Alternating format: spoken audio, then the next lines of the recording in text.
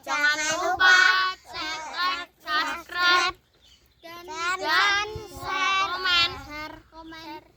share. Artinya zaman kita hidup pun sebenarnya kita tidak bisa ngelola kehidupan itu tidak bisa. Nah kalau sama nggak bisa nanti setelah mati juga tidak bisa. Ya sudah, ketika kita hidup yang ngelola juga Allah, ketika mati juga yang ngelola. Bedanya apa? Nah, ini di sini terus kita dilatih inna sholati wa nusuki wa mahyaya wa mamati lillahi rabbil alamin. Tapi kenapa kita ragu terhadap kehidupan setelah kematian? Karena ketika kita hidup seakan-akan kita tahu cara hidup. Makanya Allah itu tersinggung betul ketika ada orang merasa bisa ngelola cara hidupnya.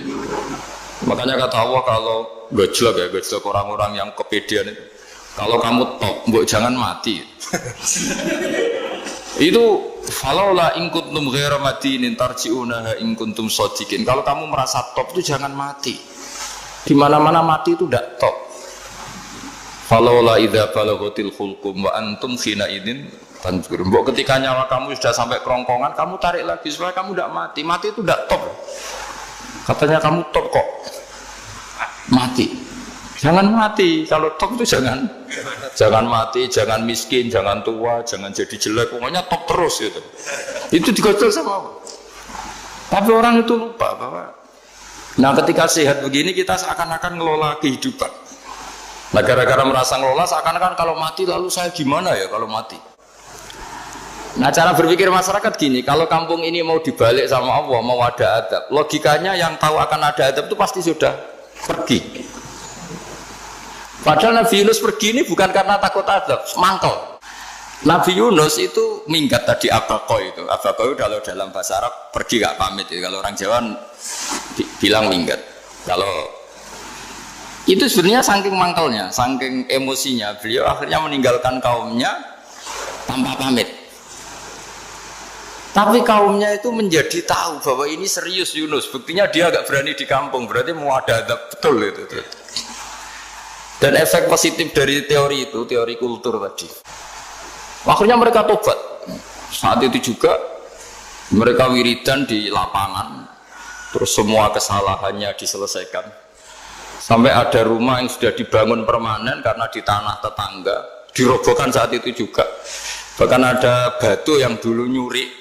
Satu dua batu yang dulu hasil nyuri. Saat itu juga dirobohkan, dikembalikan sama penghuni. Hari itu semua kedoliman diselesaikan. Ini penting saya utarakan, jadi tobat itu tidak hanya istighfar. Kalau istighfar ribet, tobatnya orang punya utang terus istighfar gitu kan ribet. Kan ribet itu. Ada punya utang terus minta maaf itu kan ribet itu. Harus diselesaikan itu. Tobat. Terus tobat diterima sama Allah. Batas akhir finish dari harusnya ada adab misalnya Senin, Selasa, Rabu. Harusnya Rabu itu sudah kena adab.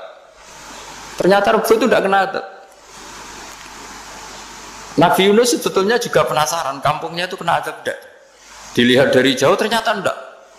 Tambah kecewa dia. Gitu. Wah ini saya kalau pulang pasti dibunuh karena saya jaga pembohong. Di masyarakat situ ada aturan siapa yang bohong dibunuh. Padahal Nabi Yunus ngumumkan nanti Rabu ada adab. Kira-kira gitu.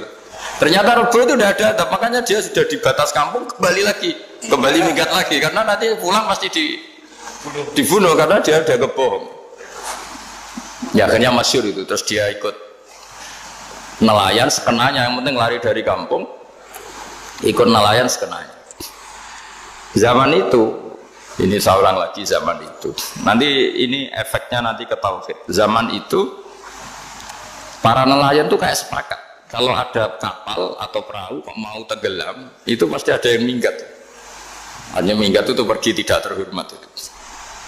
Terus fasahama fakana minal mudhadin.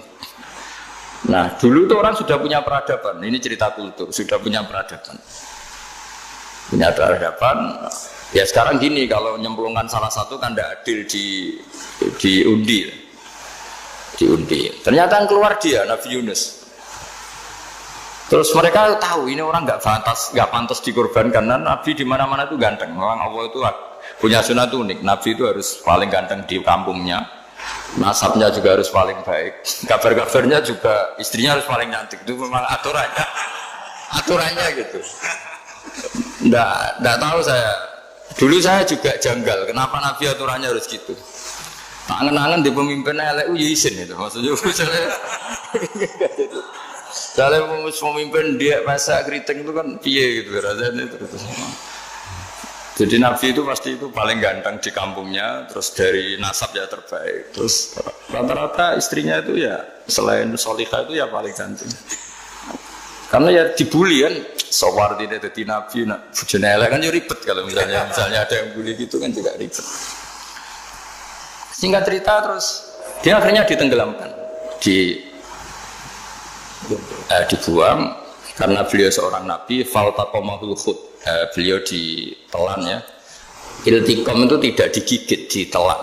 Karena ditelan beliau tidak mengalami dikunyah, ditelan. Iltiqam itu ditelan. Karena beliau seorang Nabi di dalam batnil khut itu di perut. Itu dia wiridan. Dan barokahnya wiridan itu perut ikan ini menjadi masjid. Dia nyaman, di situ nyaman. Karena terus ngalami karomah lah. Andikan wali itu ngalamin karomah. Nah kesimpulan dari cerita ini itu apa? Masyarakat itu akan selalu dengan kulturnya sendiri. Para nabi juga punya kultur sendiri. Dan Allah yang ngelola itu semua. Saya ulang lagi, Allah yang ngelola itu semua. Makanya terus dua kultur ini kalau Allah menghendaki itu gampang sekali.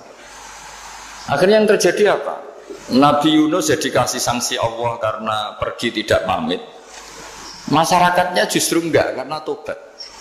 Dan tobatnya masyarakatnya ini karena kekeliruan Nabi Yunus. Keliru dengan makna bukan dosa.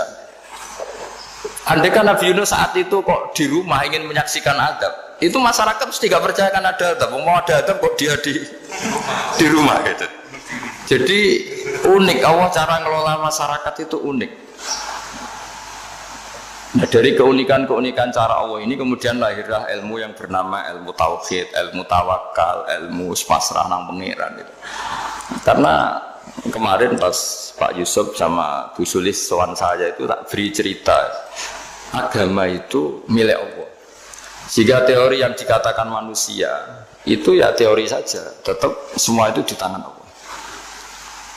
Ya saya saat itu cerita, misalnya saya ditanya, ini besi, materi besi dengan kaca itu kuat mana? Mesti kita menjawab kuat besi. Tapi saya yang mengendalikan besi dan kaca.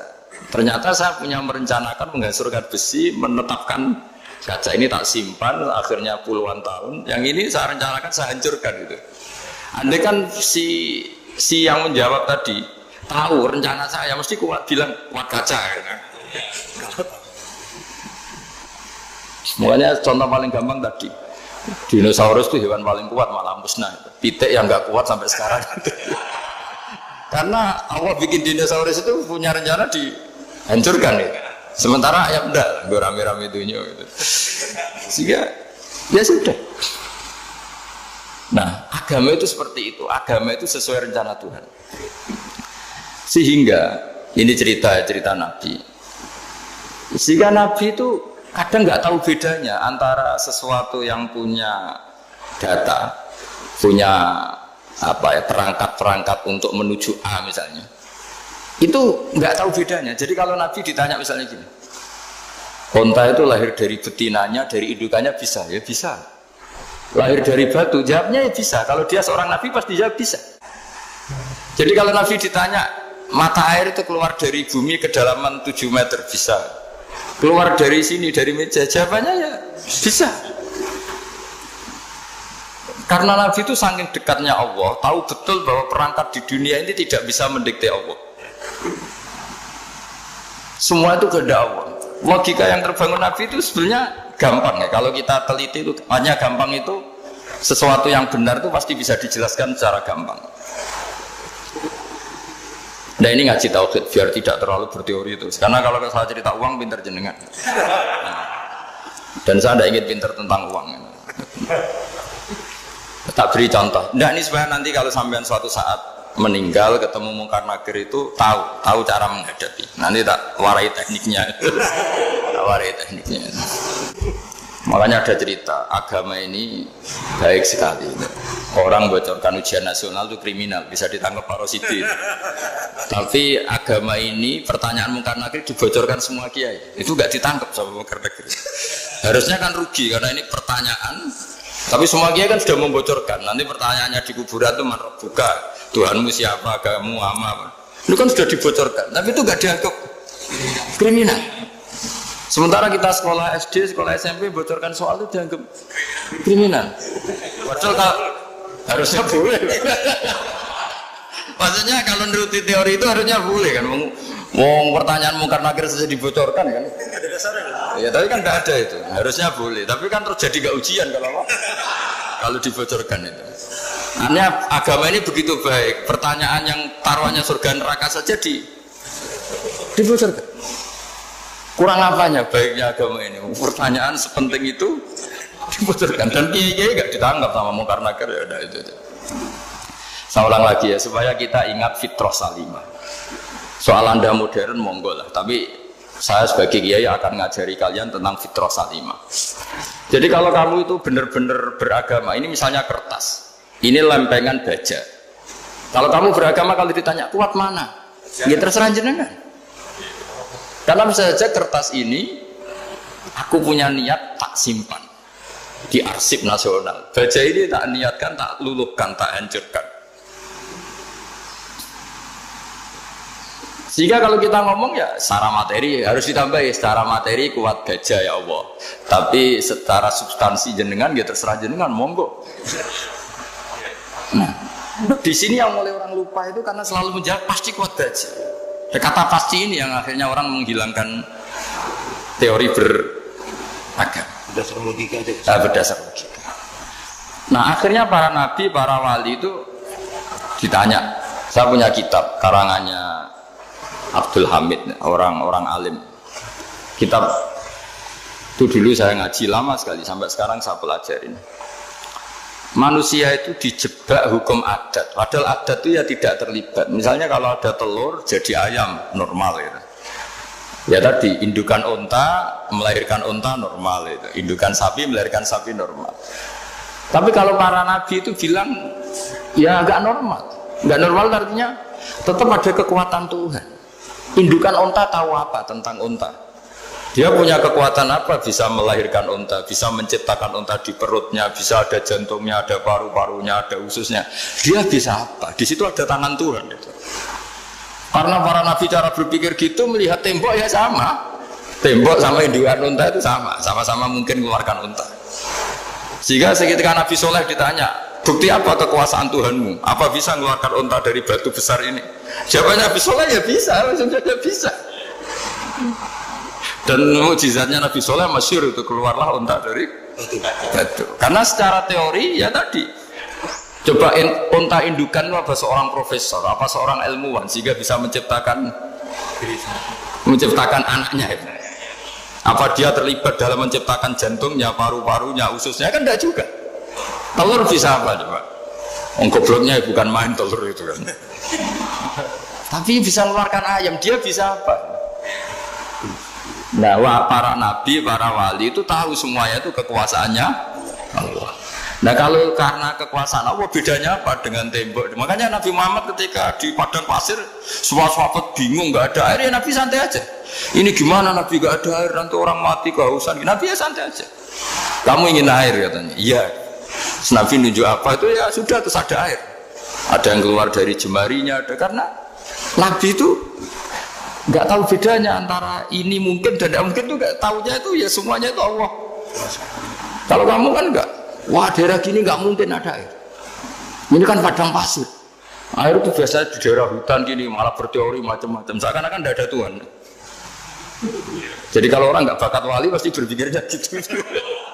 Makanya nggak wali-wali itu orang nggak bakat karena itu kan artinya menafikan kekuasaannya Allah kan. Seakan-akan Allah tidak mampu bikin air di situ.